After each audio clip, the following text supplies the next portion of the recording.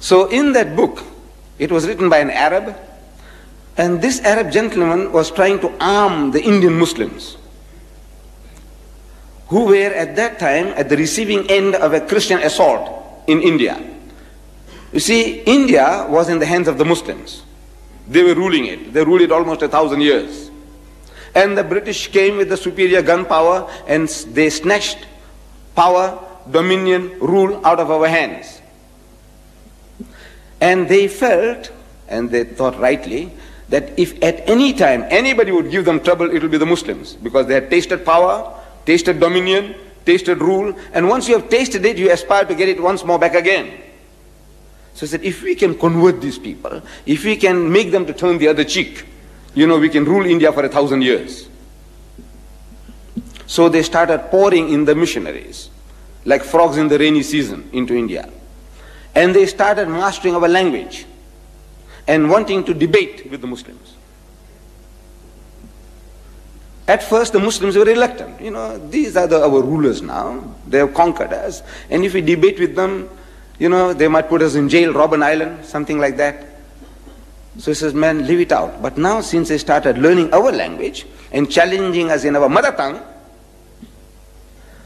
the Muslims were forced to accept the challenge. And Maulana Abdul Aziz of Delhi, this is I'm reading in the book, which made everything interesting to me, which brought me here.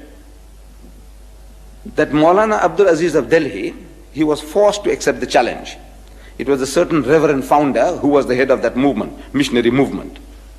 And according to the appointed time and date, the debate started.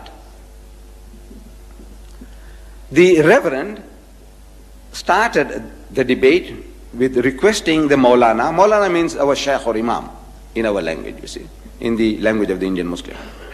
He said, Maulana Sahib, telling him in Urdu, sir, respected Maulana, get started. Start the ball rolling.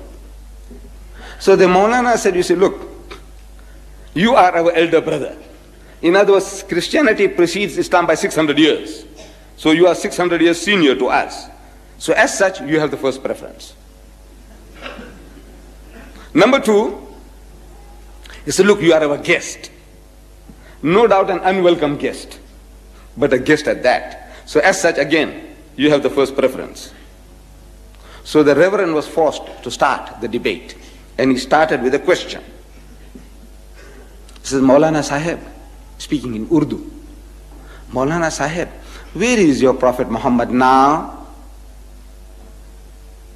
So the Maulana, after a pause, he replied that he is in Jannatul Firdaus, in heaven, blessed heaven with God Almighty. Out of that answer came the second question. He said, all right, tell me now, where was he when his grandson Hussein was martyred at Karbala? So the Maulana again thought for a moment, and he again replied, he was still in Jannatul Firdaus, in blessed heaven with God Almighty. Out of that answer came the third question. I'm reading this in the book.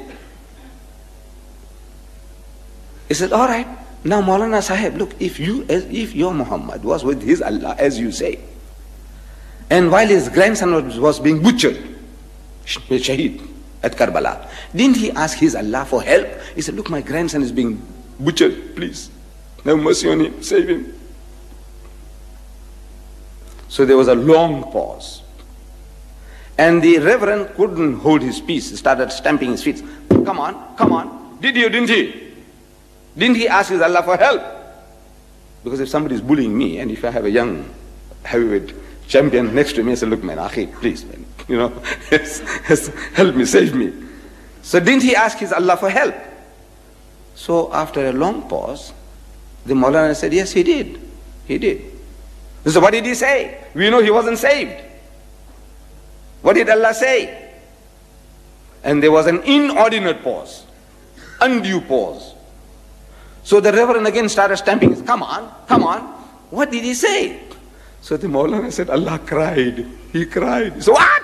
Allah cried? He said, yes. He said, I couldn't save my own son Jesus. How can I save your grandson?